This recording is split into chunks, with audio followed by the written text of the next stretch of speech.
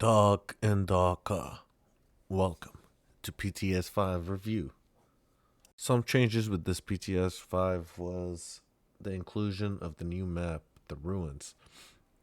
It added improved item drop rates, and it was only a one layer dungeon rather than the two-layer dungeon that we have in the Howling Crypts. So if you managed to get to a blue portal, you had to take it. Other than that, there was no red portals in that map.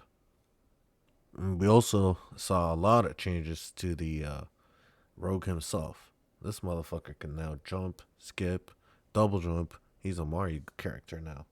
It's insane. The Rogues, man, Rogues are everywhere, especially in the Ruins map.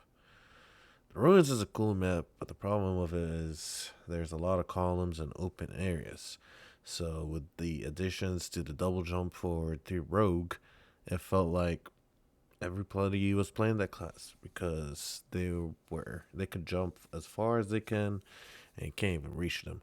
If you were playing a fighter or any class that's just short range like a barbarian as well, you will not reach the fucking rogue. They'll just hide at the top of the columns until it's safe to jump down. So that was one of the biggest complaints about the new update for PTS 5. But other than that, I mean, I liked all the other classes, including the Bard. The only thing that I was upset about was the decrease in health for the Mage. I feel like that nerfed the Mage very, very hard. You can't really do much with the Mage solo. And if you're playing with trios, I feel like there's a lot of potential for hurting your teammates. So that's one disadvantage to the characters. I feel like the nerf to the mage was kind of harsh. The addition to the bard was very, very cool. I love playing with him. I mean, it was fun to be able to do different types of spells, like making your enemies stop attacking you, making the monsters attack each other rather than attacking you. It was very cool, but in the end, I feel like he's just a support. You can't really do much outside of that. Me and my boy tried to troll around, jump around, using the bard, and try to make everybody that try to attack us not attack us. So we try to have fun with the bard. I liked him. I feel like he's only for support play, but I could be wrong. People always find different ways to troll the whole city and get 20 kills with the bard. Who knows? I'm sure there'll be crazy ass gameplay with them.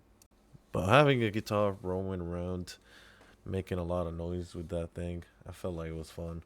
It just, like I said, a support class or for trolling.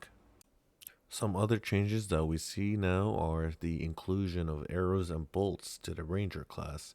No more unlimited ammo. You have to find some arrows or either buy it before you enter the dungeon. Another few additions that the game added were the inclusion of rest. So now, instead of having bandages at all times, you can rest for a little bit. It takes forever to do, but it will increase your health back to a certain amount. Not too crazy much, but a good bit. So you'll rest up, heal up, but I believe it only can be used once. And my direct tip for that is drink your potion or do your bandage. Then right after that, you take your rest period. We now also see the inclusion of new bosses, some new monsters such as the nasty ass mosquito that keeps biting you and sucking your blood, the beetle, fucking annoying as well, and also the dumbass crossbow skeletons. These fuckers hurt. You get hit by one of them motherfuckers, you're gonna need like 3 potions to heal up. I don't know if it's just me or everybody else, but I feel like the NPCs are definitely harder to fight.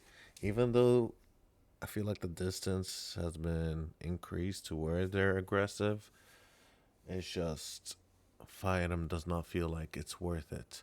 You come out of a big fight with these bosses or whatnot, feel like the reward is too low and the amount of pots and bandages you need to use if you get hit by them is not worth it at all. Especially that you could be at any moment ganked by another team close by hearing you fight them.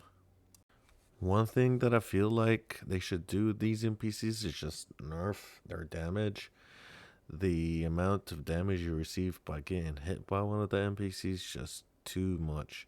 And for the fact that they want me to fight a boss just to receive a trash piece of loot is not worth me doing that mission.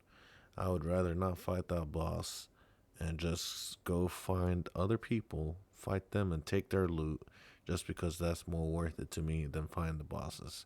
I'm sure later on down the line they're gonna change it with the quests, hopefully being added into the merchants, but also like at the same time, I feel like the loot that the bosses drop should be better than what we receive now. One glitch I noticed about the game was every time I tried to loot a chest that was open, it would automatically close the chest rather than loot it. It does not matter if I clicked Shift F or just F, it would just automatically lock the chest. I don't know if it's a big glitch, but I just wanted to say that. Maybe they'll see this video one day and correct it, but that was definitely annoying as fuck. Overall, I really enjoyed Playtest 5. I had a lot of fun with it. I just wish we had a little bit longer to play, especially that the game was out during the weekdays, so it was a little hard to find the time between work and getting on and playing. And with its rocky start, the game was not working at the start, which made me lose another day worth of playing. But I know it's a playtest, and I am really appreciative of being able to get into it and have fun. It's just I cannot wait for this game to be fully released. I have full faith in this game, especially with how the developers really care about the community and having the game released at its fullest. I know they are having a little bit of trouble with their lawsuit and whatnot, and I am really hoping that what is being said is not true and Nexus is just trying to steal their game. This game is definitely not easy. It definitely has a high learning curve, but with enough practice and enough gameplay, you should be able to easily maneuver through the maps and whatnot.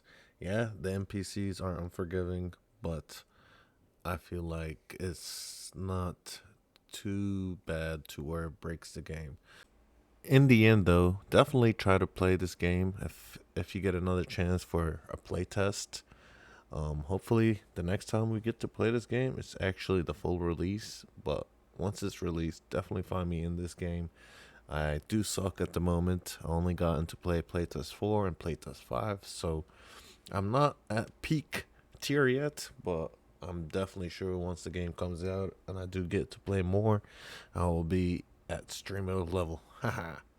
But I hope y'all enjoyed this video and let me know what you thought about playtest 5 if you played it. Thank you. Bye.